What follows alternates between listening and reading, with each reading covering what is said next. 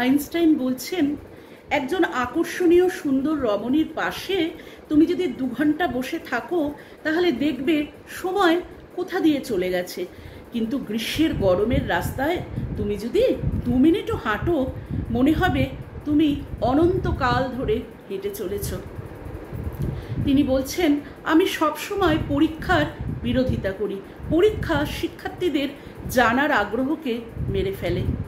শিক্ষার্থীর জীবনে কোনোভাবেই 2টির বেশি পরীক্ষা কিন্তু হওয়া উচিত নয়। তিনি বলছেন, আমি হলে শিক্ষার্থীদের জন্য সেমিনারের আয়োজন করতাম। এই পৃথিবীতে সবাই কিন্তু জেনিয়াস, কিন্তু যদি একটি মাছকে তার গাছ বেয়ে ওঠার সামর্থ্যের উপরে আমরা বিচার করতে যাই তাহলে কিন্তু সে সারা জীবনই শুধু নিজেকে অপদার্থই ভাববে। উনি আরো বলছেন, স্কুলে যা শেখানো হয় তা সবটুকু ভুলে যাওয়ার পরে যেটা থাকে সেটাই কিন্তু হলো শিক্ষা।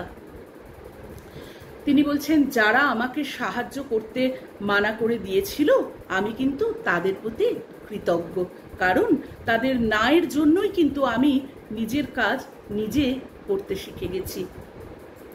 শুধু আইন দিয়ে মত প্রকাশের স্বাধীনতা রক্ষা করা যায় না, দরকার সহনশীলতা। আপনাকে আগে খেলার নিয়মটি শিখতে হবে, তারপরেই কিন্তু আপনি অন্যদের চেয়ে ভালো করে খেলতে পারবেন। আমি চিন্তা করেছি মাসের পর মাস, বছরের পর বছর, আমার চিন্তাগুলো 99 বার কিন্তু ভুল হয়েছে, তবে 100তম বারে কিন্তু আমি সফল হয়েছি। কেউ ভুল করে ফেললে উনি বলছেন, সবার সামনে তাকে তিরস্কার করো না, আলাদাভাবে তাকে বলো, শুধরে নেওয়ার সুযোগ দাও। যে কখনো ভুল করেনি সে কিন্তু কখনোই নতুন কিছু করার চেষ্টাও করেনি। শান্তি কখনোই শক্তি প্রয়োগ করে কিন্তু আনা যায় না, সেটি একমাত্র সম্ভব হয় বোঝাপড়ার মধ্যে দিয়ে।